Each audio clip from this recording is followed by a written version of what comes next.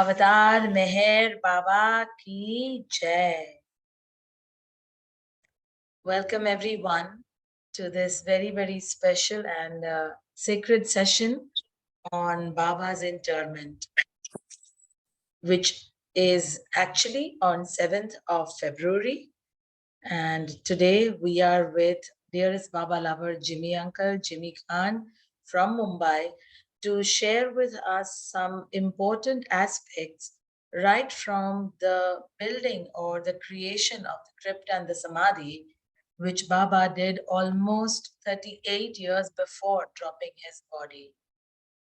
Today, Jimmy Uncle will share a few pointers right from that time, leading up to 31st January 1969, and the 1 week where Baba's body was kept for worldwide darshan of his beloved premis across the world. We welcome Jimmy Uncle. Thank you, Jimmy Uncle, for once again being with us this year. And this is our 3rd year for holding this special session on the interment day, which is a very, very powerful, significant day because it is the day where beloved Baba rested inside the samadhi to give us his eternal darshan. Avtar Meher Baba ki jai. Jimmy Uncle, over to you. Roshani, am I kind of visible? Because I can't see myself, so I don't know exactly. No, Am yes, okay? of course. Yes, and I'm spotlighting you, so we can only see you. Oh, okay. Okay. Please begin, Jimmy Uncle. Thank you, Roshani, for the invite. This is one subject which is closest not only to my heart, but to each and every Babala's heart. As Roshani has suggested to me, I will start right from the very beginning. I'm not very good at history, but whatever I've read over the years, I'll share with you. And as Roshani has suggested, I'll break it into 2 parts. Up to the first part will end on 31st Jan 1969. And part B will be the days thereafter and the 7 days of internment. And time permitting, I'll go beyond that as well. But let's see how it works. To begin with, let me give a little bit of a background in the sense. There was nothing like Upper Mehrabad. In fact, in those days, the word Mehrabad had not even germinated or start. Nobody had even suggested that we should call it Mehrabad.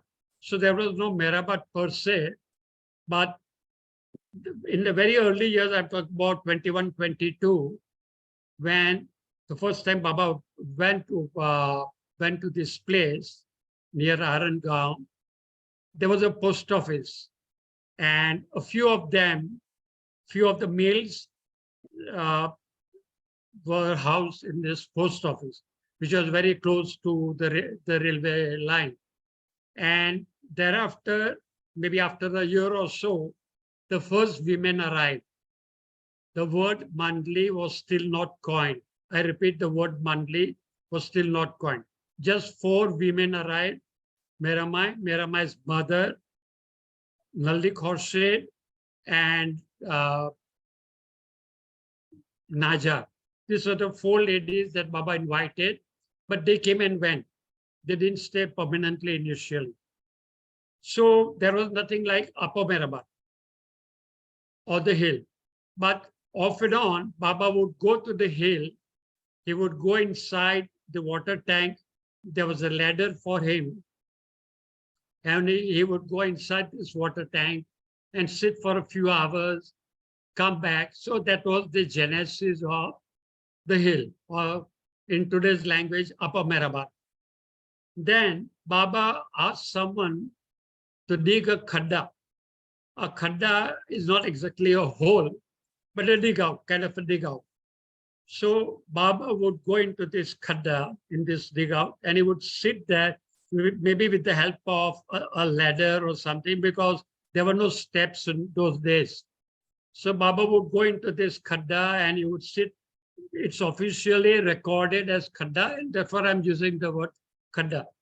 So Baba would go inside this khadda, he would sit for hours, he would come out, and then he would come down to Lower Mehrabad, etc., etc. Then after some time, Baba said that, can you make a kind of a shade for me, a kind of a temporary shade?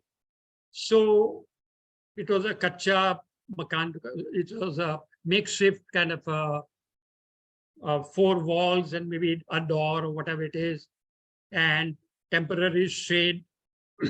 So that is how, that was step 2. Then let's come back to post office once again. This was during the British Raj. The rails also, the railway belonged to the British Raj. And the post office was very close to the tracks. So the railway officials came and said that you demolish this post office. It was not in use as post office. It was long not used. So they said that you demolish this post office. They came after a while, maybe after a few months, and the post office still stood as it was. So they said, look, they are coming for the second time. Please demolish this post office. The third time they came, they said that this is not a warning anymore. When we come next, either you have demolished the post office. If you do it, you keep the stones. If we come and do it, if you have not done it, if we come and do it, we'll take up with the stones. Now let's understand that in 20s, there were only 2 items which were used for building constructions work, stones and wood. Basically, only these 2 things. So the matter went to Baba, and Baba said, let's break it ourselves so that we can put these stones to use.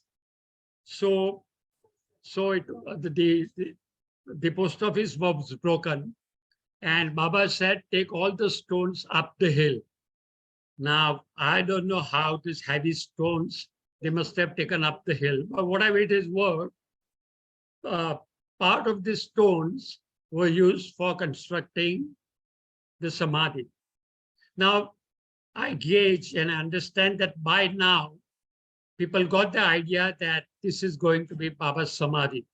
So long and short, Baba gave some parameters as to how long, what height, length, breadth, etc. So this stone masonry work got started, and they start building the pakka, or the perfect construction of the Samadhi. Now, I think it was when it was the first time that these 4 walls were constructed, the doors of the Samadhi, in those days there was no Samadhi, the doors were stolen overnight. And there's a story which is attached to that. We will not go into it, but the fact remains that Baba's Samadhi's doors were stolen.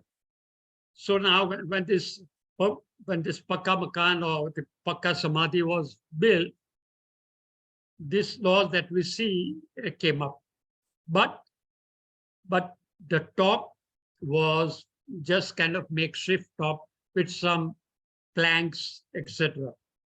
After a few years, Baba called Navroji. Navroji was Rhoda and Arnav's mysteries, Arnav Dada Chanji's father, Navroji, our current chairman's grandfather. So Navroji, who was a Babalaw, who was a Chanji, he was an architect. So, and he was a builder as well.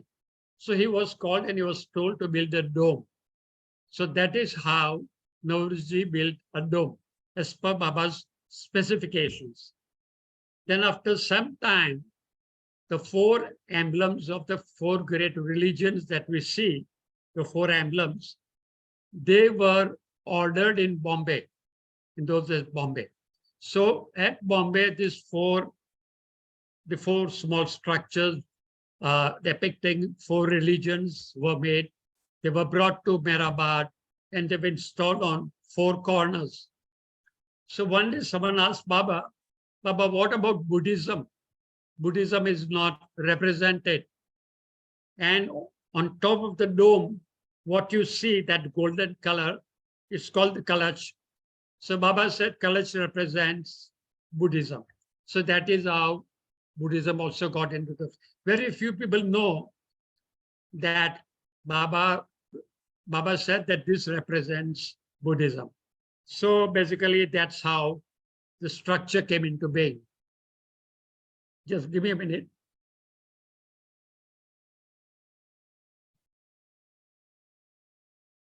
Yes, as you face Samadhi, on the right of Samadhi, adjoining the Samadhi, a platform was made, quite a big platform.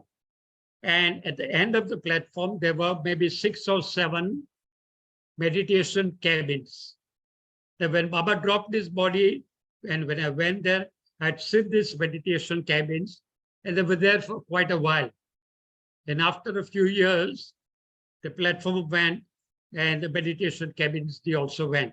So the area between Baba's Samadhi and Baba's cabin was blank. Yeah, you can see the platform behind, and you can also see the meditation cabins.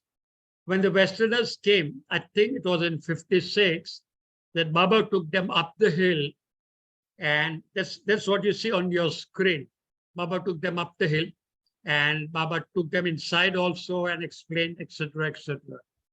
And you can see Baba's symbol also on the Samadhi front side, Master in Servitude. So basically, this is a very early photo of Baba with his Western mandali, Master in Servitude, etc. And we do see the emblem also. Basically, that's that.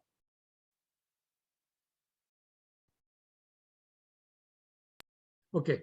In 1968, when Dada Chandji's children got wedded, when Baba's nephew Dara and Amrit got wedded, my mother was one of the invitees.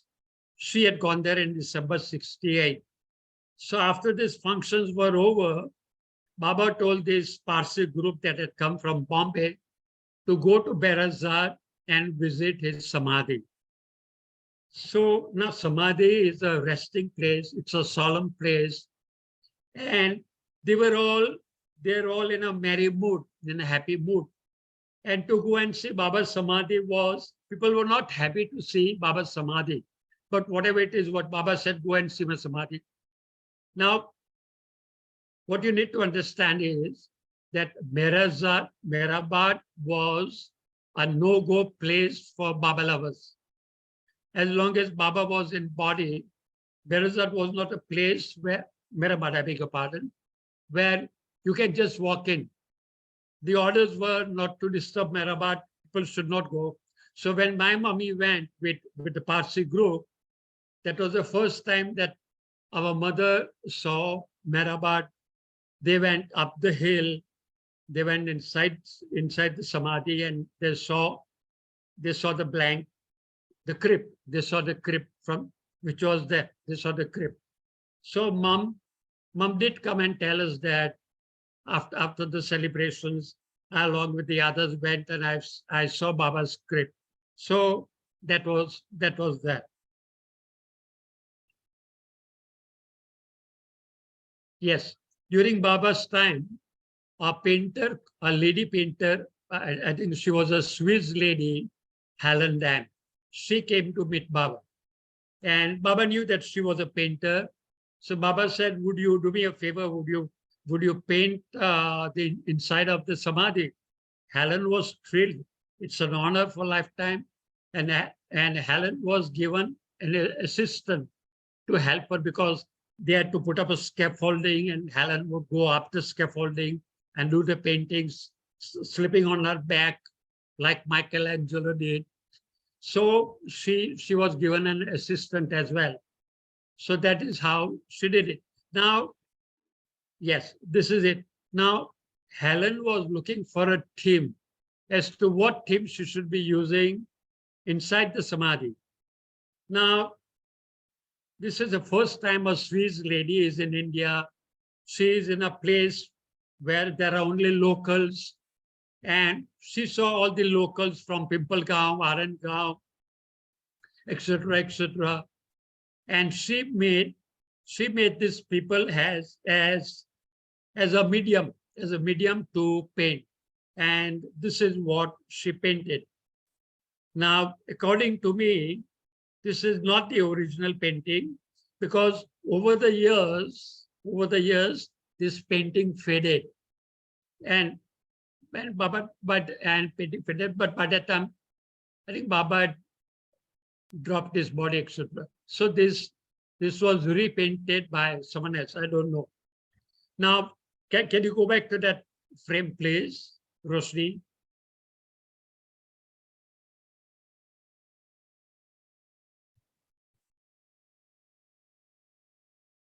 Yes. You see this window in the front, and you see that frame in front of the window. Now, this is what I had seen in the early days. And in the early days, this was a frame that was placed over here. This frame has now been shifted to Baba's cabin. And this window had glass panes, and there was a lamp post behind. So at night, we would see the lamp behind. We would see people walking past Samadhi uh, as we sat in front of Samadhi. So and suddenly one day, I see oil on canvas painting on a mountain which covered the window. Now, the story behind this oil on canvas is that an American Baba lover, I forget his name, he was a painter. This happened much after Baba dropped his body. And the Women Monthly gave him a photograph of Baba seated somewhere, I forget the name of that place, if someone can help me. In Italy, where Baba had stayed, Baba had said that photo the Women Monthly gave to this artist and said, this is how it should be looking. This is the pose we are looking for. And the story goes that 6 times he brought this oil on canvas to Merazat from US. He brought it in the form of a roll. And 6 times the Women Monthly said, the nose is not proper, the lips are not proper, the eyes are not proper, the position of the hand is not proper. So poor guy took this roll. I said it came in a roll, paper roll, canvas roll. Poor guy took this roll 6 times back to the US. The 7th time he brought it, and the lady said, perfect. Yeah, Rana was there. How can I forget Rana? So Rana would say, the ears are not good, the hair is not good, blah, blah, blah. So finally, this was accepted, and it was mounted, and that is where it is since then. Yeah. Roshni asked me to speak about some orders pertaining to Samadhi that Baba could have given. And the first order that Baba had given is that when I drop my body, and if I drop my body in India, my body should be brought from wherever I drop my body in India, and it should be placed in Samadhi. He said in India, and I've read it in India. So, well, that's what they did eventually. The second was that after I drop my body, begin should be placed 7 times.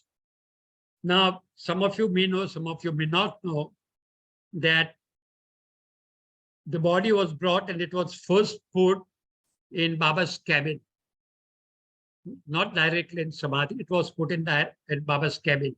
So this is where begin was played. Now you'll ask me why so? Why was it not? What was the rationale of taking Baba's body in Baba's cabin and not directly in Samadhi? So let's go one day prior, which was 31st Jan 1969. Padri had gone. You all know that Padri stayed at Mehrabad, Lower Mehrabad. Padri had gone to Baba on 30th Jan or 31st Jan, I think one night earlier, 30th Jan, to give Baba homeopathy pills. He was called. So he had gone to Merazar. And when Baba dropped his body, the mandli said, part.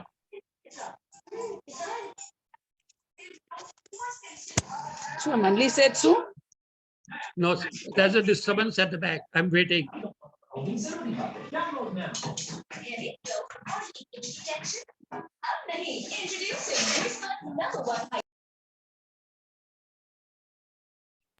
Sorry, Yeah. somebody's mic was unmuted. Yes, it's okay. It's okay. It happens all the time.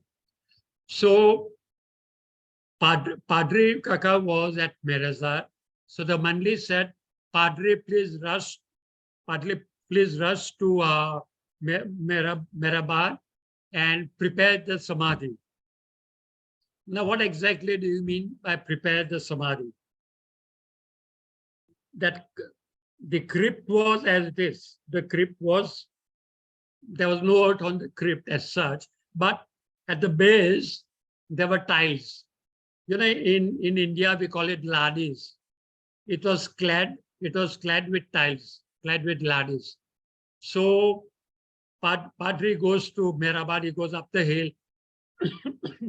He carries a few local guys with him, and they start digging, taking out the tiles as they break the tiles, take them out, throw them somewhere, and they were preparing the place and to level it again. So that took time, and by the time the hearse came, samadhi was not ready, and that is the reason why Baba's body was kept in the cabin. So once Padre said, samadhi is ready, you can transfer Baba's body. So that is how, and that is when Baba's body was transferred and kept in samadhi. That's the gist of it. Yes.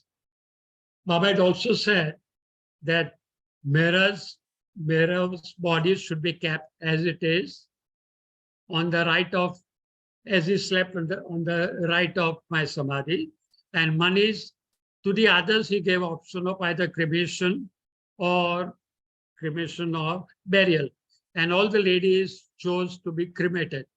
So all the ladies one by one cremated down the hill, and their ashes were brought up the hill, and there are urns which are kept in this small, you call it flagstone, you call it the resting stone, or whatever you call it. So this is where Meru was the last one to go.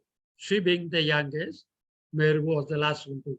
So when I saw for the first time, there was no such thing as right and left. There was nothing on either side, just Baba's body. Yes. I saw Baba's body for the very first time on the 1st of February 1969. We all know Baba dropped his body on 31st Jan. We left Bombay at night by night train. We reached in the morning of 1st Feb, and one by one we went inside. Now, when Baba's body was kept, you saw the photograph. Can we go back to the photograph, please?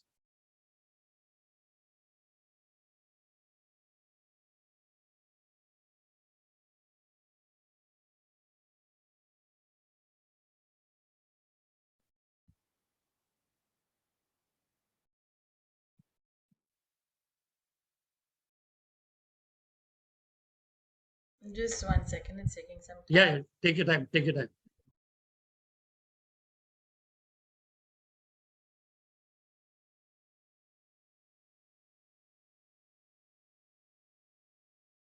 Yeah, in the meantime, the stretcher on which Baba's body was brought from Merazar, the trust brought over the stretcher, which is still there in Baba's cabin.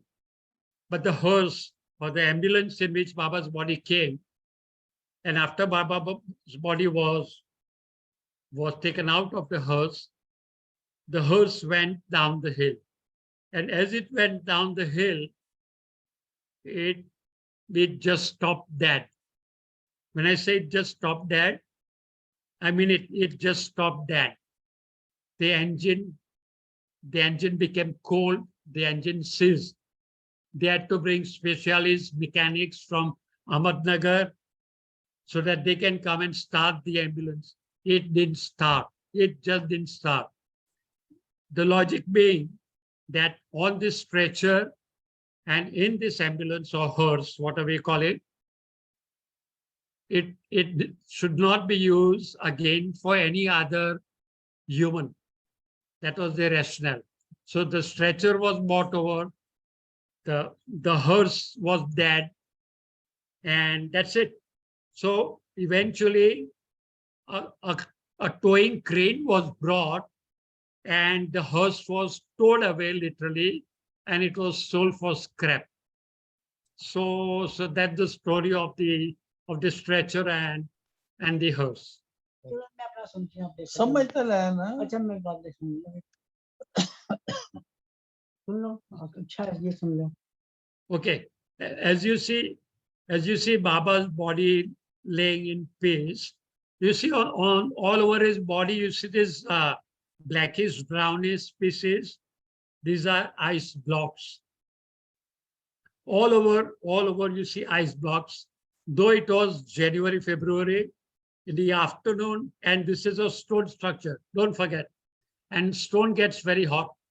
So to keep Baba's body going, they had put blocks of ice all over to keep Baba's body going. And Jal Dastur, everybody knows Jal Dastur. Jal Dastur would go down. There are 5 steps. You can't see 5 steps. You can only see the last step. But there are 5, rather there were, not are, there were 5 stone steps, heavy stone steps going down. So Jal would go in front. I would go behind Jal with a tokri full of black salt or rock salt or whatever you call it. And Jal would very gingerly walk on this ice. Mind you, this went on for quite a while. Jal would, you can see there's no other place where you can put your feet. So Jal would balance himself on this ice blocks, and I'm on the last, where you see the flowers. I would be standing on the last step, holding the wicker basket of whatever you call it, with blacks. And Jal would take a handful of it from the basket that I was holding, and he would spray it on the ice blocks. This went on for quite a while. And imagine Giles standing on these ice blocks for such a long time. This we did at least 3 times that I remember. So we did that.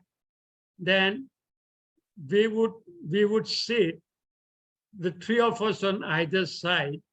We would sit on this parapets or whatever you call. Will you take the cursor there, Roshani, on either side? So yes, we would be seated here, 3 of us on right side, 3 of us on the left side, and we would fan Baba's body. You know, there would be a lot of flies around. So to shoo off the flies, we would sit and fan Baba's body to shoo off the flies. So this we did a number of times. And my sister Betsy, who was very young, she was maybe still a teenager, and she saw Baba opening his eyes. And she was very young, rather immature. So she got frightened. She dropped the fan and she ran out of Samadhi. Even I saw Baba's eyes flickering, not completely open, but I did see once Baba's eye flickering. I did see that, and I'm a witness to that. So this is what I saw. Now, you see the condition of this painting. This is to the level at which the paintings over years had fallen off. Let's put it simply, the paint had just fallen off. And so after years, another artist who had come over, he was told to redo the samadhi. Now what happened was, if the wall is flaky, everybody can understand this. If the wall is flaky, you can't apply paint on flaky wall. So you need to, yeah, I'll talk about this as well. Just skip this as it is. Skip this as it is. So that gentleman, that painter started scraping the wall lightly so that the flakes could go off so that he can start his painting. And he came to a point where he realized that he can't see anything. Maybe he flaked off too much. He was so nervous. He had ruined history. This man had ruined history. And he prayed to Baba, Baba, please, I'm so sorry, please help me. I can't see anything, Baba, please help me. Somehow, he saw the outlines. And there were photographs, there were some films of the original paintings, which also helped him. But he could see the outlines. So with the help of photographs and the films, there were no videos then. So with that help, he repainted the whole thing. Now you see this, you see the level which has gone down 6 to 8 inches. Everybody thought that this was a miracle. This was a miracle. This happened maybe a few months after Baba dropped his body. To me, this was not a miracle. To me, possibly what happened was that a wooden box that was made to cover Baba's body, possibly that wooden box collapsed. And because that wooden box collapsed, the earth collapsed too. Amazing. Yeah. Yes, Baba wrote me. that is a possibility. Now, for quite a while means quite a while, there was just raw earth for maybe months, maybe a few years. So we would see raw earth. And on this raw earth, all the garlands would be put. They are not covered with anything. It was raw earth. Chaddas would be put, saris would be put. That's besides the point. But I have been a witness to raw earth for quite a while. One second, please.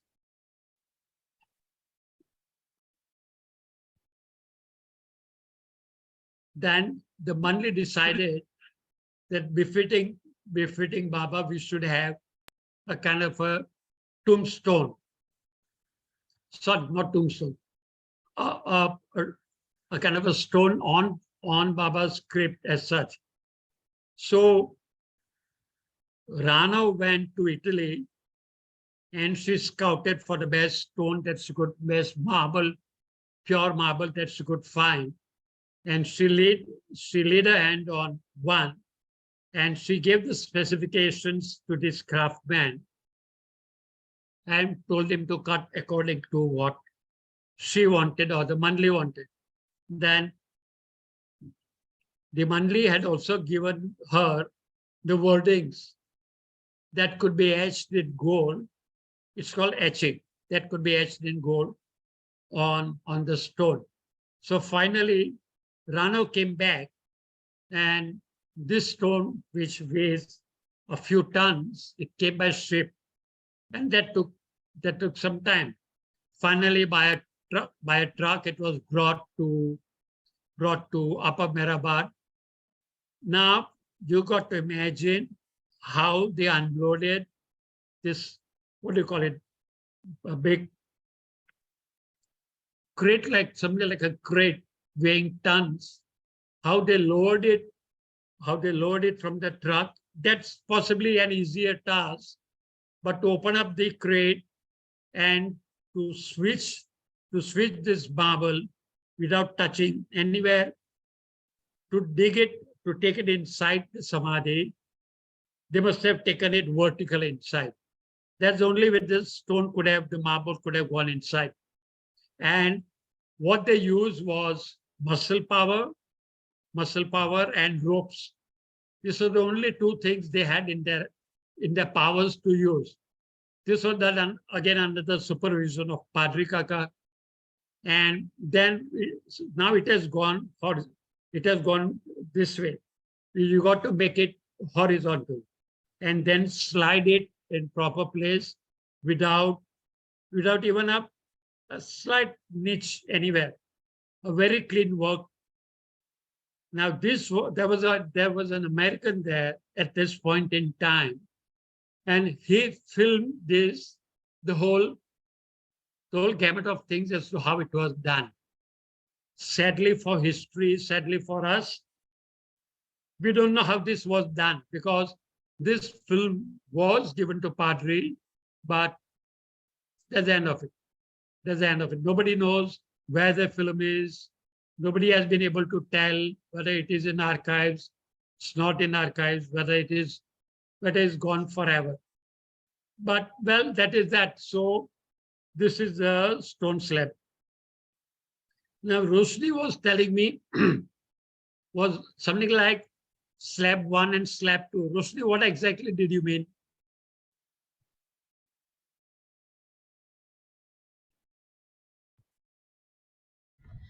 Chivengal, we had read somewhere that there was an initial closing that was done, and then the marble that is there right now, which is etched, as you were saying, came in much later, and there was a big story behind it of, how it was procured and how it was got Right, to the right. Samadhi.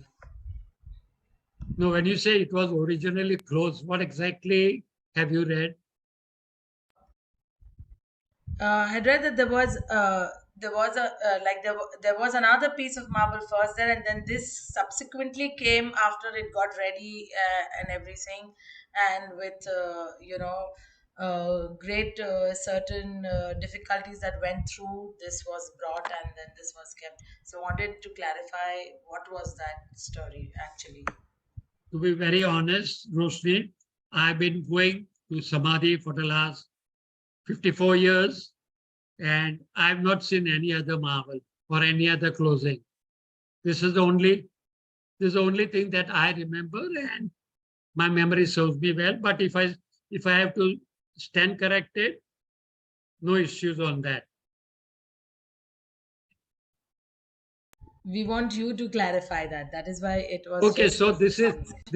this is my clarification, that I have not seen any other marble or even a wooden plank or nothing. That I have not seen any such thing. Straight away I saw this marble. So in the early days, we would go to Samadhi at 7 in the morning, 7 in the evening, and at night we would carry Petromax, Hurricane.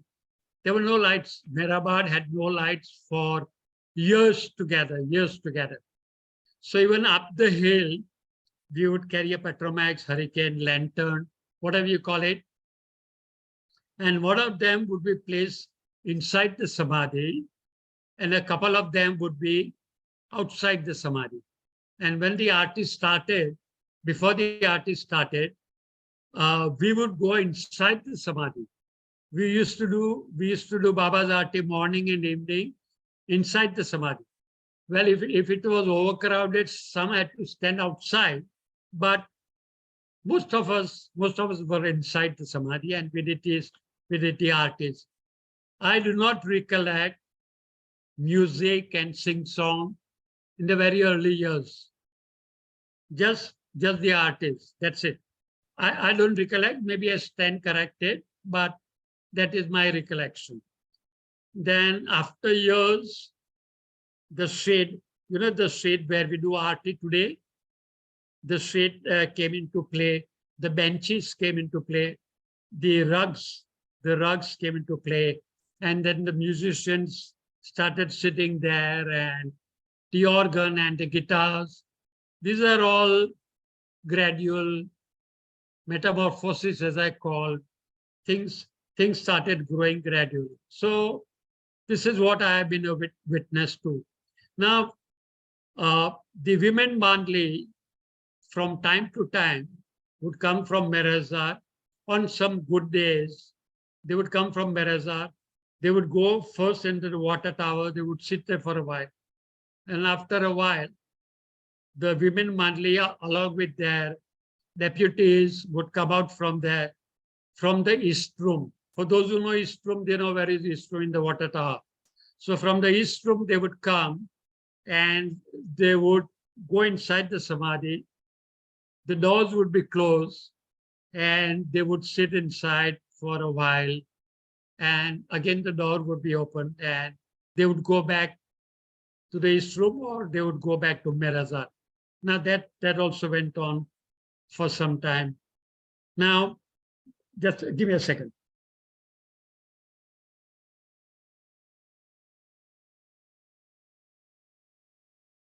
Yeah, in the early days, in the mornings after the aarti, Roshan Kerawala would sing Paname Yazdan, which Baba had taught her how to sing. Well, for Zoroastrians, this is a Khorshid Niyaz, which normally is, and it's a morning prayer. Khorshid Niyaz is a morning prayer. And it is a long prayer. And Baba had remarked once that only the first para or the first stanza I had written when I was Zoroastrian. It is the dastus or the priests who have added and elongated the prayer. So what Roshan used to sing was what Baba had taught her how to sing. So after the aarti, Roshan would sing this.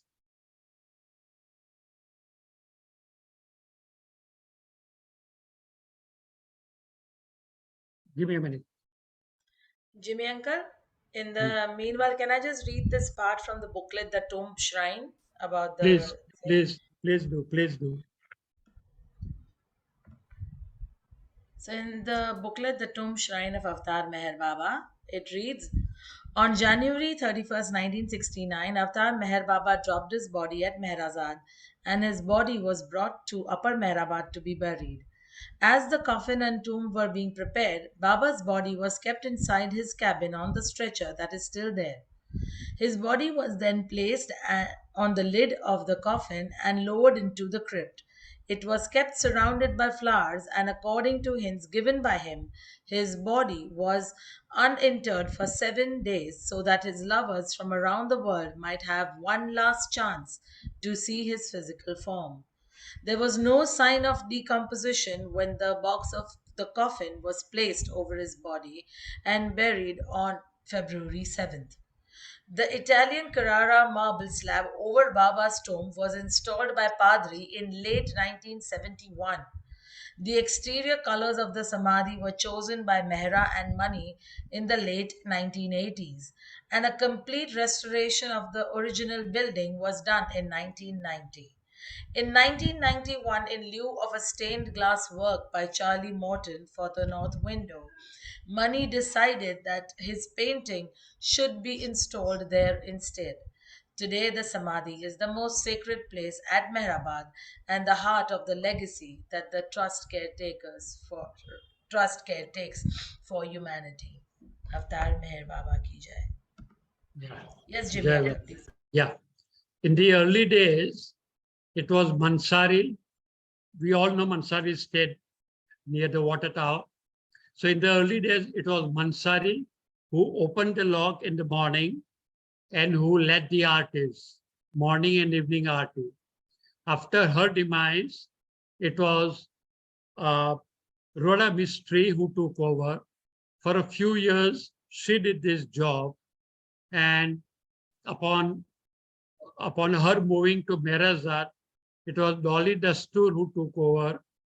And Dolly Dastur led the artists, etc. And after Dolly, the others are now leading the prayers. I wanted to share that as well. Now let me come to my story, which will take maybe another 20 minutes, which will be good enough. So on the 1st of Feb 1969, I enter Samadhi. I see Mehrabad for the first time. I go up the hill for the very first time with a Bombay group. And the seniors went first, naturally. And then I was maybe in my early 20s. So I was one of the last ones to go inside. So this is for the first time that I'm seeing Samadhi. And as I inch forward, I go inside, I see Samadhi, and I see Baba's body in the crypt. And as compared to Meher Baba that I'd seen live and bubbly and full of mischief and a lot of actions and gestures, I see Baba wrapped up in white, and it was, to put it mildly, it was very disturbing. But that was that, and I knew that Baba had gone. So I go down 5 steps. I could touch Baba's feet with both my hands, and I stood there for a while. Then I backed up, and I left the Samadhi. So this was the very first time that I entered the Samadhi. And one day after the others, the second day, the third day, and talking about keeping Baba's body for 7 days, there were 4 doctors present at this point in time. Goher, of course, Dr. Ginde, then Donkin, and let's say 3 doctors, and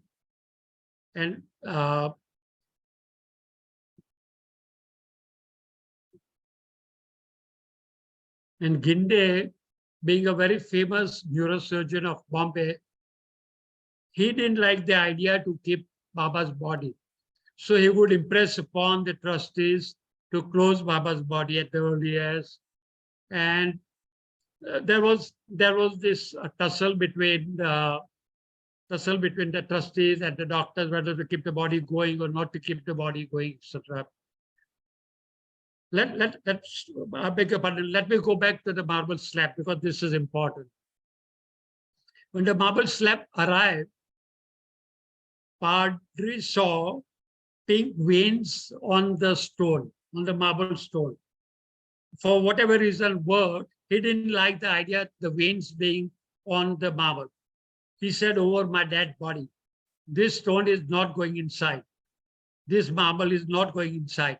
And there were a lot of exchange of thoughts on the subject. Finally, the Mandli prevailed upon Padre that, now don't be ridiculous. This is Samadhi. This is not just anything else. And this kind of pink vein should not bother us, etc. Padre relented, and that is how the marble went inside. So that's something I didn't want to miss out on. So let's come back to the doctors and the Mandli. So finally, what was, as a compromise, what was decided was that these 3 doctors would go inside Samadhi. They would close the doors. I've been a witness to this. The 3 doctors would go inside. They would close the doors behind them. And one of the doctors, Goher, would go down the steps. She would open up Baba's torso. You know, Baba's torso was covered with white cloth, chadar. So she would rest her legs on the ice blocks. She would open up Baba's torso. She would kind of press, and the body was holding. There were no signs of decomposition of the body, in short. And she would look up to the 2 doctors, and then they would close it up. They would come out. They would go to the East Room where the women Mandli stayed, and they would discuss with the women Mandli, and they said that Baba's body is doing well. Baba's body is holding, so we can go it till evening. They went inside twice a day, once in the morning, once in the evening, and this repeated. Now, Ginde, being a super specialist and a very senior doctor of surgeon of India, he didn't like this idea of keeping Baba's body open. So after 4 days, he left. That I don't want to be a witness to Baba's body decomposing, and people will say, history will say that Ginde was present and he didn't do anything. So after 4 days, he left Mehrabad. But this went on for 7 days, and Baba's body was holding well. On the 7th of February, it was announced that tomorrow was going to be Baba's birthday as per Zoroastrian calendar. That was the 7th of February. Tomorrow we'll be closing Baba's body. So please have your darshan, and tomorrow will be the last day. We go to tomorrow, the 7th, and on the 7th at noon, it was announced that now we are closing Baba's body. Please stay back. Please stay back. Let the volunteers do their work. Please stay back. Now, human psychology works in a reverse direction. When you're told to stay back, you try to push in. Everybody tried to push in. Everybody tried to maybe to have the last darshan. I don't know.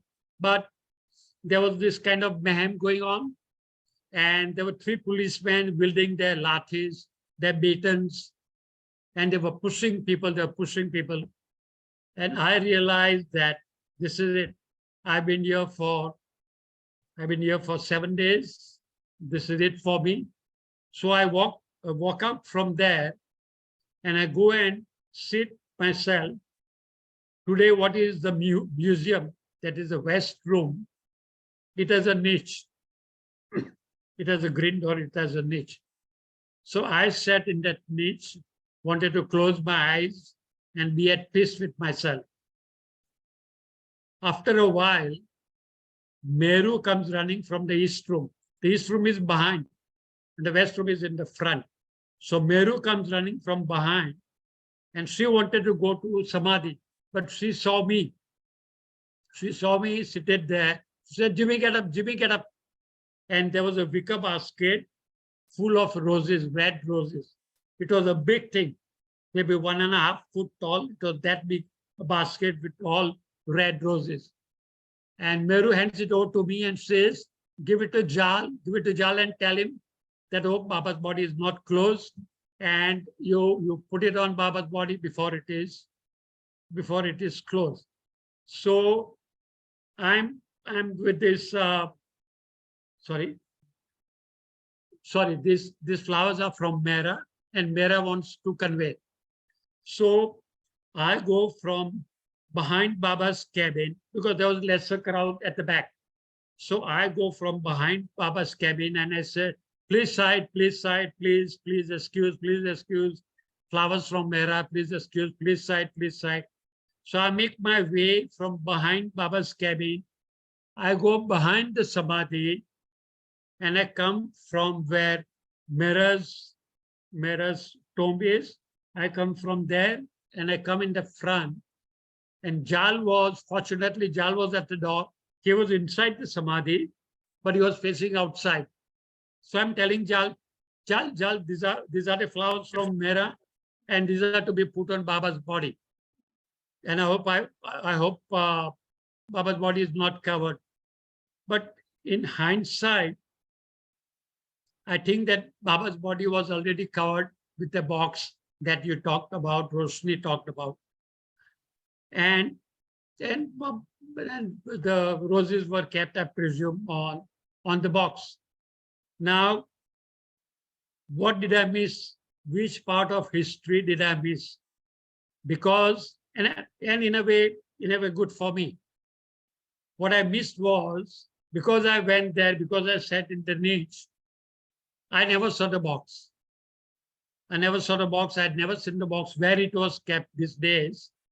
And the ropes with the help of which the box was lowered, and the lowering of the box, this part, I will not say I missed out, but this part I did not see. I did not see this part of the box being lowered, etc. Because by the time I came, I think the show was almost over. The box was already lowered inside. I presume so.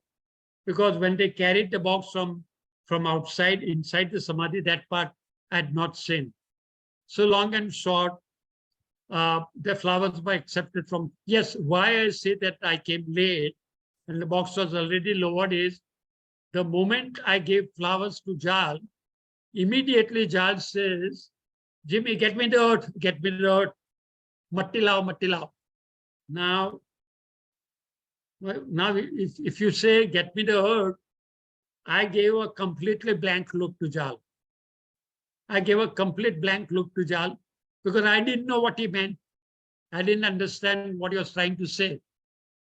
So Jal is telling me, can't you see her? Can't you see her? Get the earth, come on, get the earth. Now what happened was, which I missed out seeing, today where there is Meramai's tomb, at this very spot, the earth was brought from wherever, and a mound was kept there. There was a gamela there, or maybe a couple of gamelas. Yeah, two gamelas. Gamelas are steel pans to carry earth, to carry the earth. And there were a couple of spades there. So I take this gamela, I fill this gamela with the earth, I lift it. It's pretty heavy. You can imagine it's pretty heavy. So I lift it and I give it to Jal. Jal takes it from my hand and he says, get the other one, get the other one. Now I get hold of the other one. But by the time I start filling in the earth, there were others, and the others also wanted to help. So they grabbed the spade from my hand, they grabbed the gamela from my hand, and they started filling it up.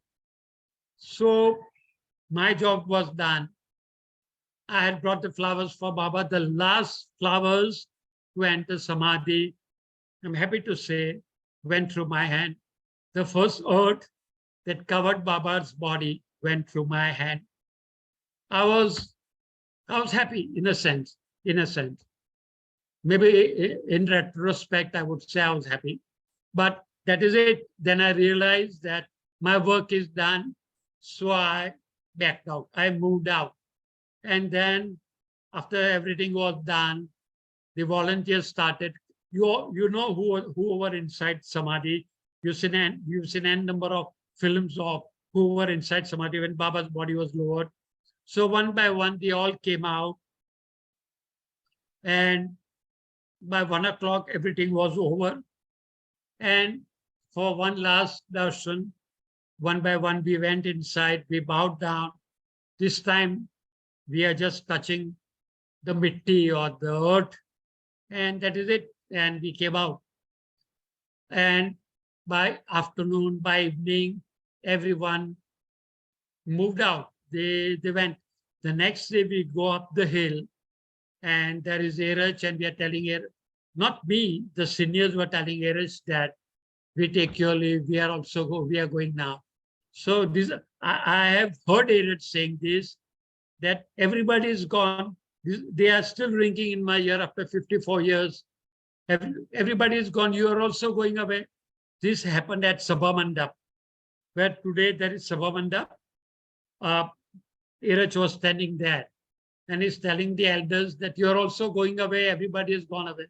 So the elders said that, Erach, we came for 1 day. You all know that initially it was said that Baba's body will be closed the next day morning, which was the 1st of February. But here we stayed for 7 long days. And Jal and the others said that, well, we came for 1 night, we stayed for 7 nights. We are going back, we are going home. So that was the parting shot. And from there, we left for Mumbai and we came back. So I put it very briefly. My last story is rather long, but it's 4 minutes to 10 o'clock, and I end here. Thank you, Roshani. If you have more, you can continue, Jimmy Uh, uncle. We have I time. would, if there are questions, I would rather welcome them. If there are, So, can I read this little part? It is from Mehra Arjani's blog about the tombstone. please, Before we open up the question answers. please. The story of the stone, how Baba's tombstone happened.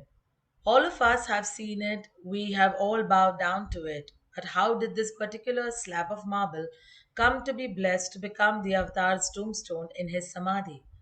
After a particularly successful session of fencing in Mehrazad, where two contentious areas were finally fenced in with the help of our local police force, I went to Mehrabad yesterday. This is an old blog, and said thank you to him who made it all possible.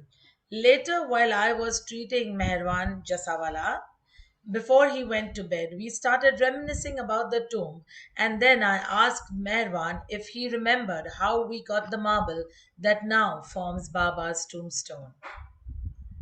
It is an interesting tale. It all started with beloved Baba dropping his body on 31st January 1969, of course. It was a given that in time, once the earth had settled on his body, a stone would have to be put on the crypt. A fitting memorial would have to be found, one that befitted the avatar of the ages Samadhi. Rano Gailey, Baba's Mandli, and a very accomplished artist in her own right, had ideas about what it should be like. She had also around that time received an inheritance from her father. He had been a very successful lawyer in New York and had left her a substantial inheritance. This was Baba's perfect timing in action. She decided that the best use of this money would be to get a beautiful slab of Carrara marble from Italy. Rano asked Fred and Ella Winterfeld to go to Italy and pick out the stone, told them what needed to be engraved on the slab, and specified that it should be pink and gold veined marble. This is one of the rarest marbles, and to get such a big slab would not only be very expensive but also very difficult. Once it was bought, getting it to India and finally to Baba's Samadhi in Arangaon would be an even bigger challenge. But hey, it was for Rano's beloved Baba, and nothing was going to stop her from trying her very best. So the plan was put into action. Fred and Ella went to Italy and found out what they thought was the perfect slab. It was then commissioned to be cut and engraved, the writing to be highlighted in 24-karat gold inlay. In time, the stone was ready. Then it was shipped through a very circuitous route because the import duty on this slab would have been almost impossible for the newly emerged trust to pay. There was just no money in those days. After many travels and travails, it arrived in Mumbai by sea. Later, it arrived in a truck to Bindra House, and we had it there for a day or two. It was put in Merwan's room, which Baba used whenever he stayed in Bindra House. I remember looking at this huge slab with awe. I'd never seen a slab of marble so beautiful.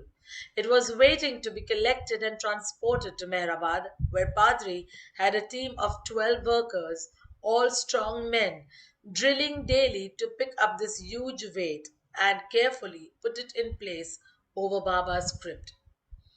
Typical Padri, he had been practicing for months since he knew that the stone was ordered and being brought over to Mehrabad. There were no cranes, no mechanical aids to put the marble in place, only muscle power. Mervan says that the stone weighed over a ton. Meanwhile, there was a big commotion. The slab had a flaw. After all this trouble, there was a dark vein, not pink or gold, running through the lower part of the marble slab. What to do? The company that had made the stone was contacted and offered to replace the stone if it was sent back. Sent back? It had only just arrived after much time and effort being put into getting it to India. Were they mad? I'm not sure who among the Manli came to look at it and said that there was no need for any exchange. The stone was perfect as it was. But it was a great relief to all that this was it. By now, the earth over Baba's body had settled. During the months between the crypt being filled and the stone being set, there was gradual settling of the grave. A strange phenomena was observed.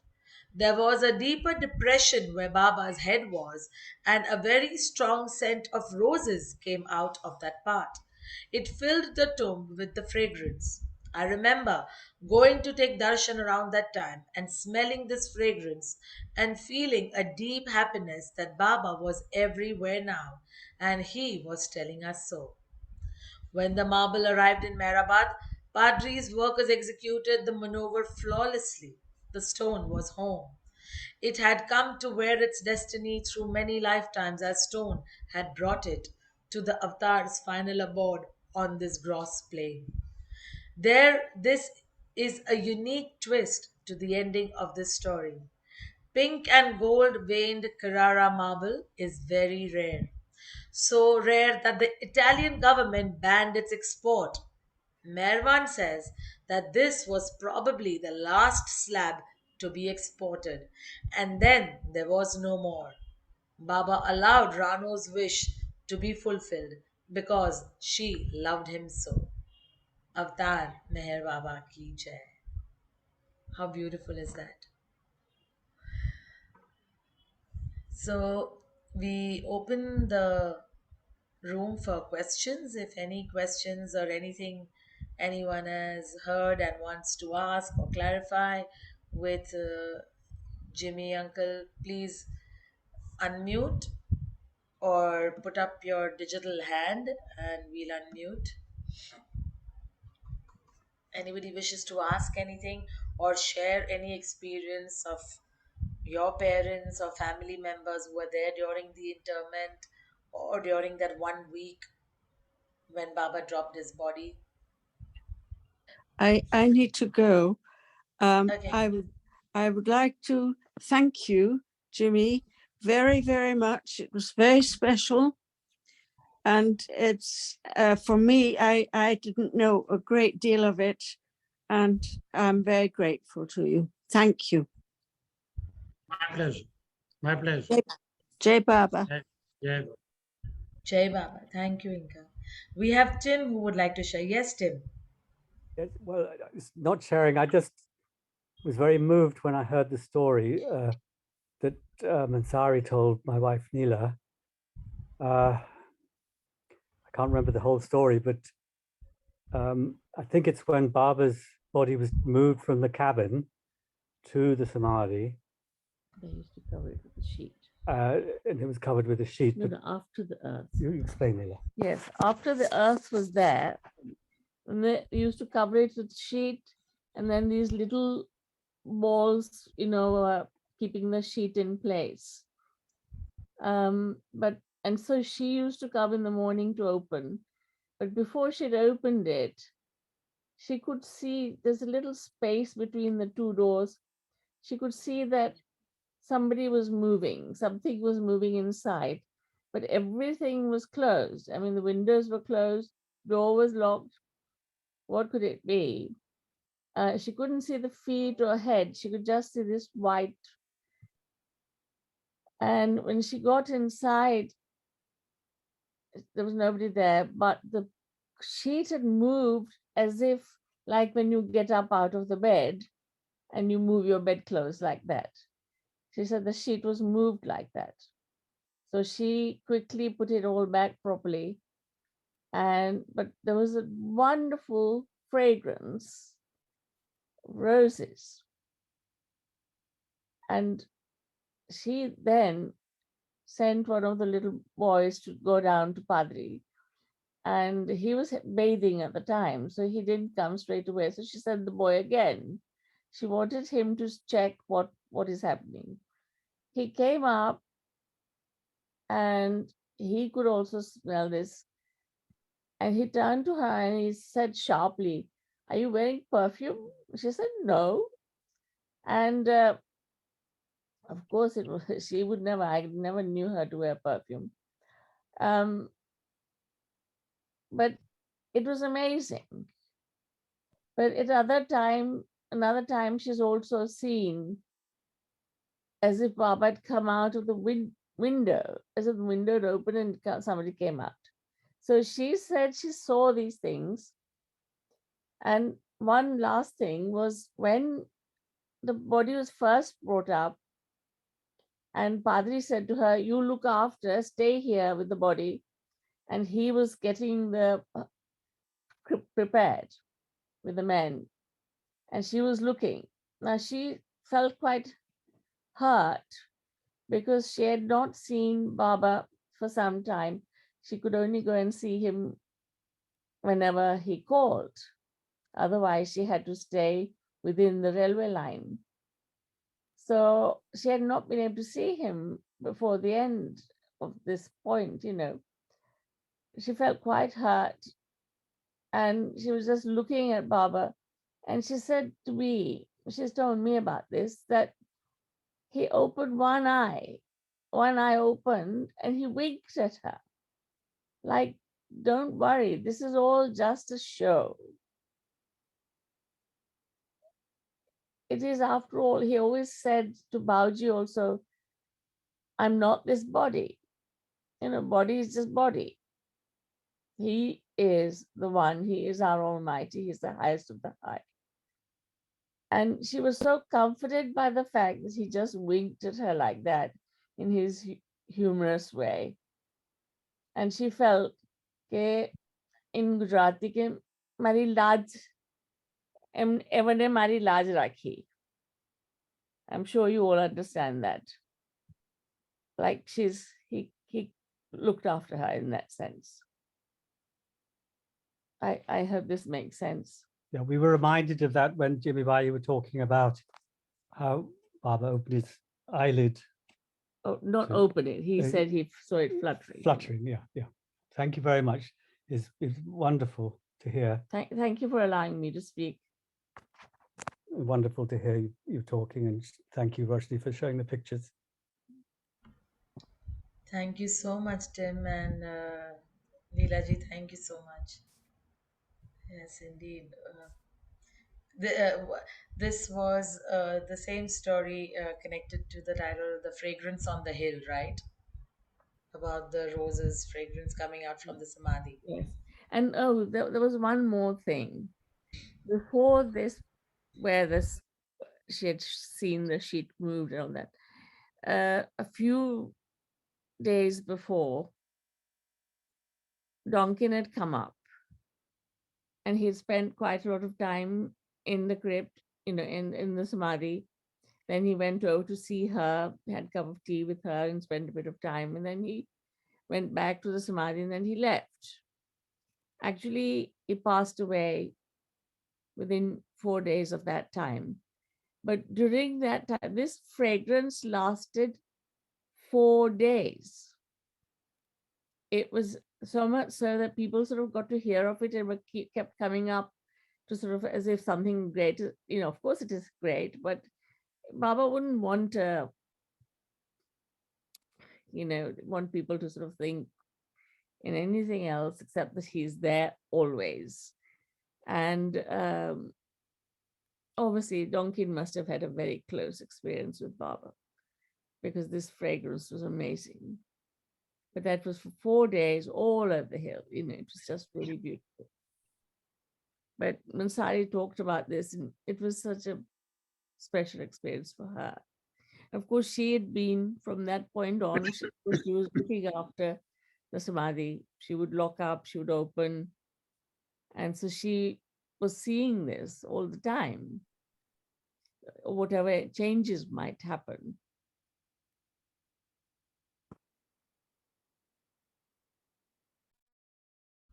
Thank you so much.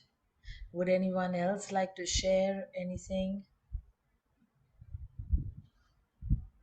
or ask any questions?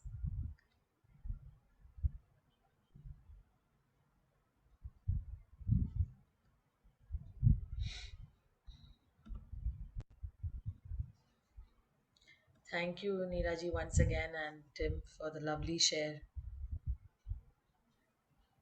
Organizing this, and thank you, Jimmy Baijan, for sharing these very intimate, special moments of yours.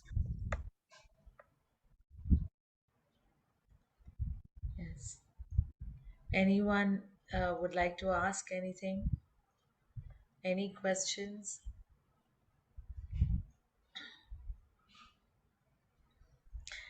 Jimmy uncle, is it true that Helen Dam, the lady who painted, was partially or something colorblind, and yet with Baba's grace was able to paint the entire beautiful paintings that she has done over the dome and the Samadhi structure?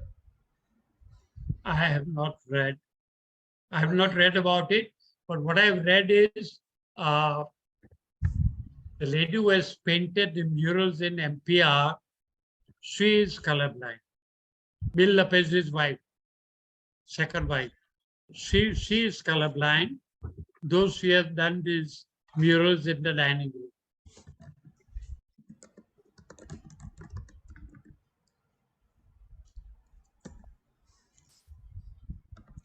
Yes, Elizabeth, please unmute. Yes, I'm so glad I joined today. I was debating because I've seen the Interment film before, but I wanted to hear what Jimmy had to say. But I'm really glad. And I was really fascinated by what he said about the eyes fluttering. And I just wondered, the eyelids, I'm sorry, he said they did not open.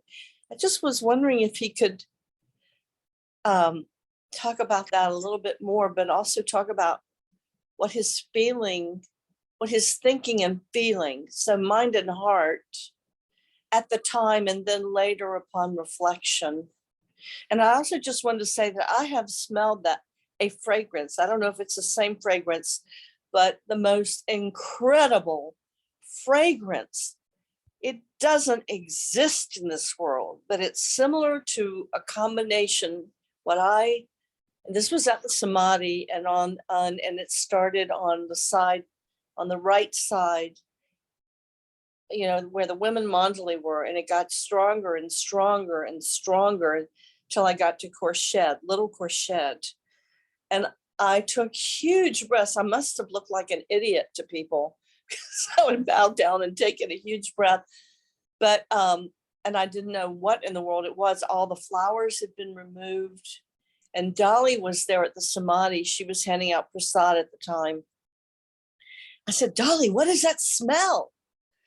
And she said, I don't smell anything.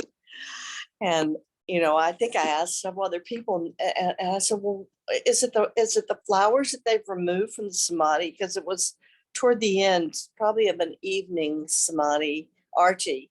And she said, no, they're gone. And I was just baffled. And she said, it's his essence or something like that.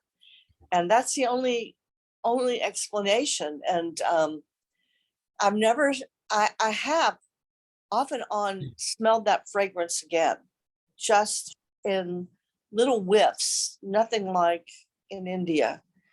It's the same fragrance. That it comes at very strange times. And so anyway, I'm sure that's something similar to seeing something as unusual as Baba's eyelids flickering after he supposedly had dropped his body. I just wanted to hear what Jimmy had to say. Uncle Jimmy. If I could call him Uncle Jimmy. Whatever suits you is welcome here. Elizabeth, point number one is that I had been a Baba lover for almost a decade, almost a year, and not once the thought had passed that Baba will one day drop his body and be gone. Not once. In 8 to 10 years that I was with Baba. And suddenly, like a bomb, Mother walks in on the 31st night to tell us, me and my sisters, that Baba had gone. And I was in a state of shock as much as my sisters were, as much as my mother was. So that is point number one as to what I felt when I got the news. And on seeing Baba's body, I was very, I don't know what exactly the word is in English, but I was I was kind of in a state of shock that, is this Meher Baba? Is this really Meher Baba? Because I had seen Meher Baba more than 100 times. More than 100 times, and I'm sure that I'm not a bit exaggerating. I had seen Baba more than 100 times, and suddenly you see him with his eyes closed, all wrapped up. There was this sense of shock. So this is my first emotion. The other, talking about Baba's eyes flickering. I wanted Baba to give me a sign, some kind of a sign. And he gave it to me in this form of his eye flickering. So I was hoping that there'll be more of it, but no. He just gave me a sign because I asked for a sign. And that is it. That is it. So these are my answers in brief. And how did your heart feel? Sorry. How were you feel? How was your heart feeling? Kind of, you talk about the heart, right? Yeah. So Well, there was a sense of deja vu. There was a sense of defeat, kind of, that Baba is gone. We never dreamt that Baba will be gone. We never dreamt that we will never go to Pune again. We will never go to Guru Prasad again. And suddenly the whole world crashes under your feet. So that is what you feel, that life is over now. No more going to Guru Prasad. so enormous grief is what you're saying. Absolutely. Absolutely. And so the flickering of the eyelashes then, did that take you past your grief or give you some comfort or give you some hope or faith? Or, I mean,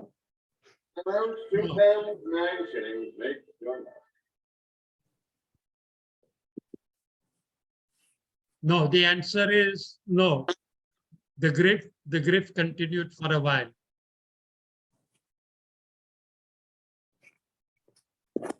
thank you so much for Sure. sharing that. I'm sure that's harder to share really than the physical viewing. The eyewitness account is really important, but you know, those of us who didn't meet Baba, we didn't get to be around him and feel him, you know, and the joy and the laughter and all of those, every emotion and feeling from the heart, as well as all the thoughts that you could have. I mean, to share that is a real secret. And thank you so much, because it's a very intimate thing, and I appreciate your sharing. Thank you. Jai Baba. Thank you so much, Elizabeth. Thank you so much. You're welcome, wonderful Yes. Roshani. I've So good missed to see you all after so long. And we have Ralph to ask something. Yes, Ralph, please unmute. Jai Baba. Well, I've decided to chime in on the topic of the fragrance. And I'm sure we all have our fragrance, or Baba has a fragrance for everyone, but I really don't know. The fragrance I would smell near Baba's tomb at times, I wondered if it was associated with the bougainvilleas that were in bloom. I never paid that close attention, but it was a notable fragrance. And I think I may have mentioned it to Mansari, and we determined it was not the bougainvillea. But years passed, and I eventually ended up coming to Texas to care for my parents. I'd been living in Myrtle Beach most of those years. And this is a semi-arid area, a little bit similar to Mehrabad in the Ahmednagar area.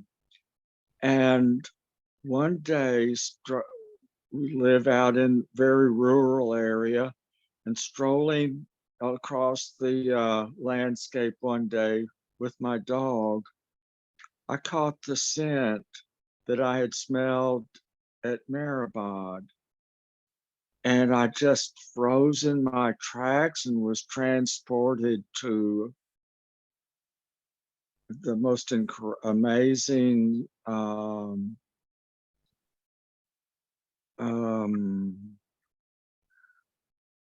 state of mind. I mean, I was just really took me right to Maribod. And I looked around me to see if it was coming from somewhere, or if Baba was trying to get my attention, which I'm sure it was both. And there was a bush there that was in bloom. It had tiny little thorns. I remember as a child, my dad used to work in the wilderness at times and would take me with him. And he referred to this bush and the wait a minute bush. He says, now, when you walk past this bush, if your clothes hang up on these tiny little thorns, he says it's called cat claw, but we also call it the wait a minute bush. Don't pull or you'll cut yourself. But if you wait a second, and if it's attached to your clothing, it'll usually just let go. So we call it wait a minute. And that's the bush that was in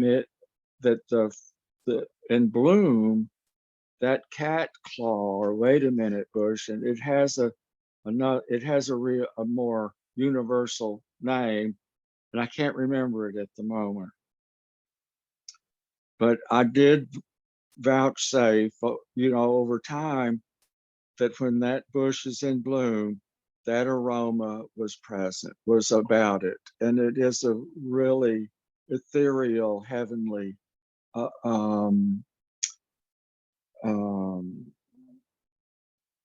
fragrance. And it was the fragrance I used to smell at me. And no doubt that bush probably is native to the area around Maribod. However, I never noticed it or,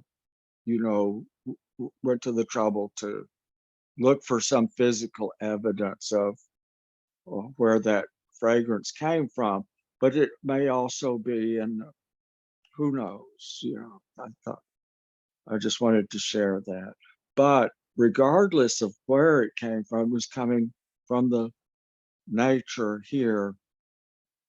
I always feel Baba always springs into my veins when I catch that fragrance every time. Jai Baba, thank you. Jai Baba Rav, thank you so much. Thank You're you so welcome. much.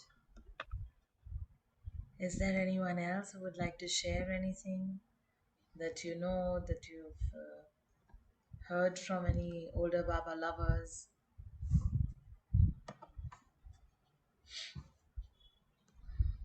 Okay. Any questions for Mr. Jimmy Khan?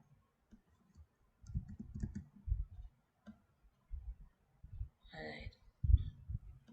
Roshani, I wonder if Jimmy ever caught that any scent that seemed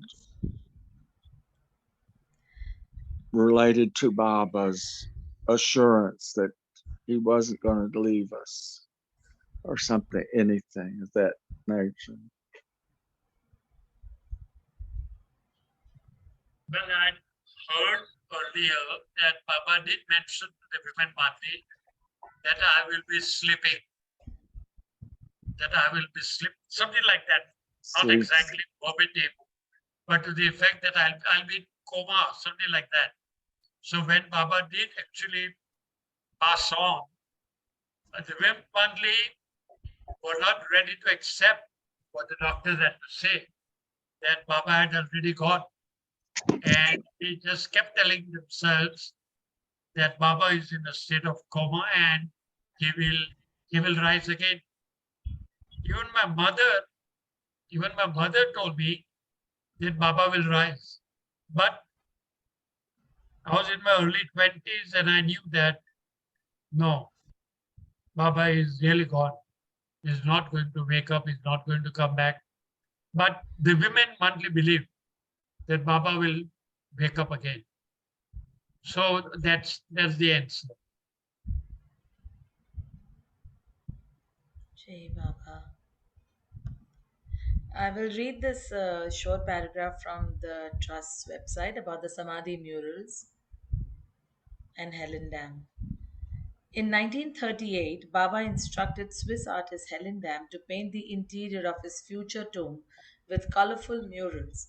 Helen was living in the ashram on the hill along with the other women Mandli from the east and west.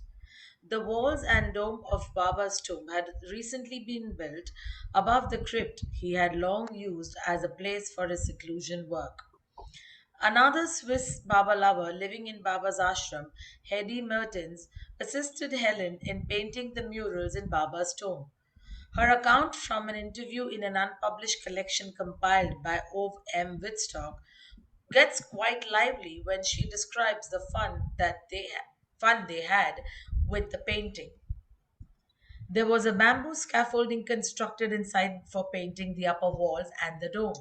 Helen at first did not trust the safety of the scaffolding, but Baba assured her it was Indian scaffolding and quite safe. But Helen refused to go up, saying she would only go up if Baba went up first. Finally, Hedy had to go up first, and then Helen followed. Harry would hold the palette, paints, and brushes, mix the colors, and hand Helen the paint laden brush. Helen would hold onto the bamboo structure or Hetty's hand with one hand and the paintbrush with the other as she painted the figures in the dome. I told Helen she didn't have enough space and she should make the apostle slimmer. Hetty laughed. Helen had a bold, free-flowing impressionistic style, and the paintings we see there today glow with a mystical warmth and charm. Within are three beautiful portraits of Baba, one on the left wall, one on the right wall, and one in the ceiling dome showing Baba surrounded by the apostles. Covering the walls and windows shutters are figures of people. Money pointed out to us that the murals are designed to show the throngs of people facing and moving towards the center point at the back window, where a painting of Baba was to rest in the window opening. The painting that is there now is not part of Helen's work. However, Helen Dam did paint a portrait of Baba for that position on a movable piece of plywood, and it stayed there on the windowsill for some time. But Baba did not choose to use that painting for his samadhi, and we will now never see it.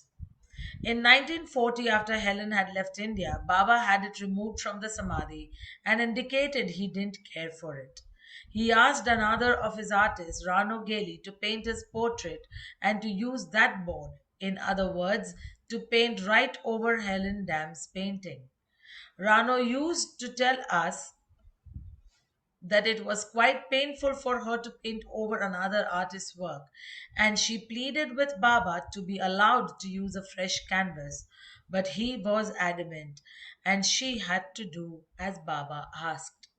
Rano's painting was a beautiful portrait of Baba, which now hangs in the museum at Mehrabad. But sorry. Baba also did not choose to place Rano's portrait in the window of his tomb. Rano asked Baba if he wanted a painting for that position, and he gestured, not now, later. Much later, after Baba had dropped his body, Mehra asked a Baba lover artist, Charles Morton, to create a portrait in stained glass for the center window of the Samadhi.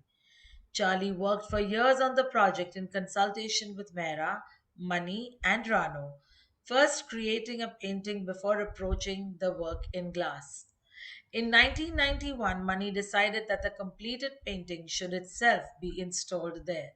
Thus, it is Charlie Morton's painting, adapted from a photograph of Baba, chosen by Mehra, that now holds the place of the honor. As written by Irene Holt for Avtar Meher Baba Trust. Avtar Meher Baba Ki Jai. So, Jimmy, Uncle, anything lastly that you would like to share or say before we play the video? So, we are playing the video of last year's panel discussion, in which also Mr. Jimmy Khan is there, and other Baba lovers are there as well. So, Jimmy, Uncle, would you like to share anything? No, move on. Let's move on to the video. Let's move on. Sorry? I said let's move on to the video. Last year's Okay. video. Okay. All right.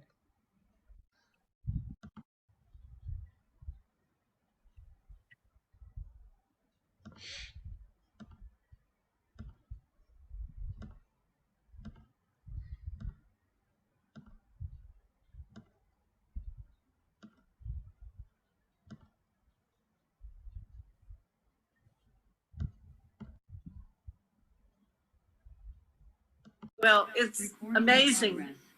Yeah. Jai Baba Roshni. Good to see you. Avatar Meher Baba Ki Jai, everyone, and welcome to our another year of this very, very special session on marking the sacred day of interment of beloved Baba, which falls tomorrow, 7th of February, 1969, when Baba's beloved body was interred into the eternal place we call the Samadhi. Avtar Meher Baba Ki Jai.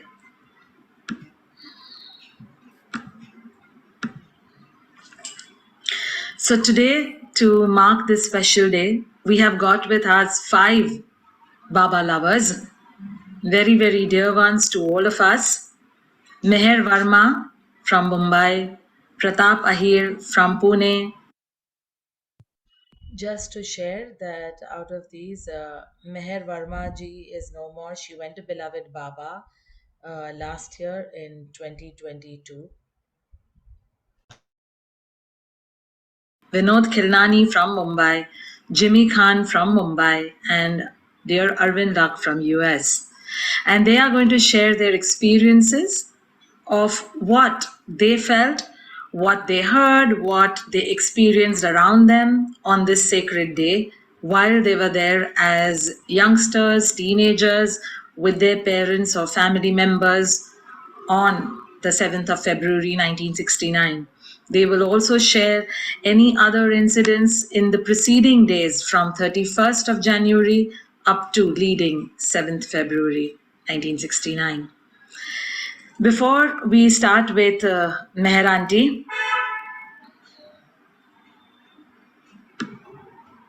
I would like to share this short clipping of that special day with all of us, and then I will invite Meher Aunty